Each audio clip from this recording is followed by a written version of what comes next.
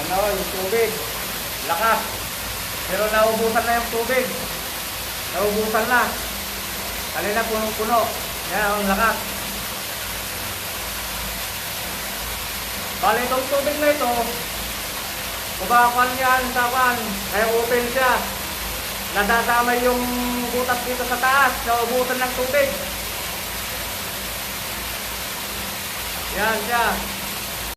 Welcome back mga buddies once again.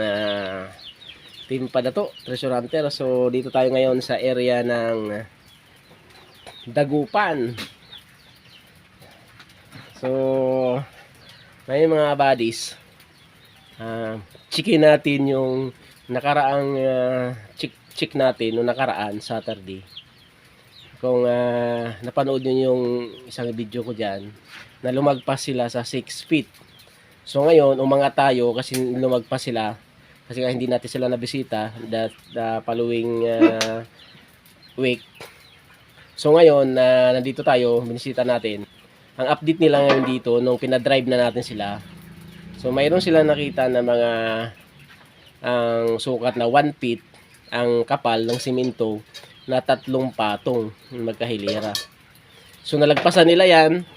Tapos mayroon din yung mga maliliit na mga unoong kapal na naka-file din. Nung nalagpas na nila yan, nung nag-drive na sila, nilagpasan yan. Yan yung update yung ano nila, nalagpasan. So, nakita na yung kung napanood yung video ko yan, na pinaglalabasan ng tubig, yung alignment niya nung na pinto na siya na pabilog. Yung lumabas yung tubig. Yun yung bumungad nung nilabas nila. So, ngayon mga buddies, andito tayo ngayon, checkin natin ulit yung alignment. Kung i-confirm natin as in kung yan na yung door na secret bunker. So, yan mga buddies, sabaybayan nyo ko mamaya.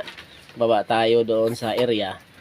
Kasi sinisipsipan pa ng tubig. Tapos din nung na-open yun, biglang namatay na yung mga ilaw nila. Ibig sabihin, lumabas na yung malakas na radiation. Din tapos yung unang labas ng tubig, malakas ang pressure. Tapos mabaho na yung tubig na parang amoy malangsa. Masakit sa dibdib, parang amoy baterya daw. Yung ang sabi nila. So checkin natin yan.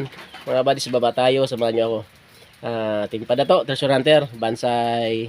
Thank you for watching.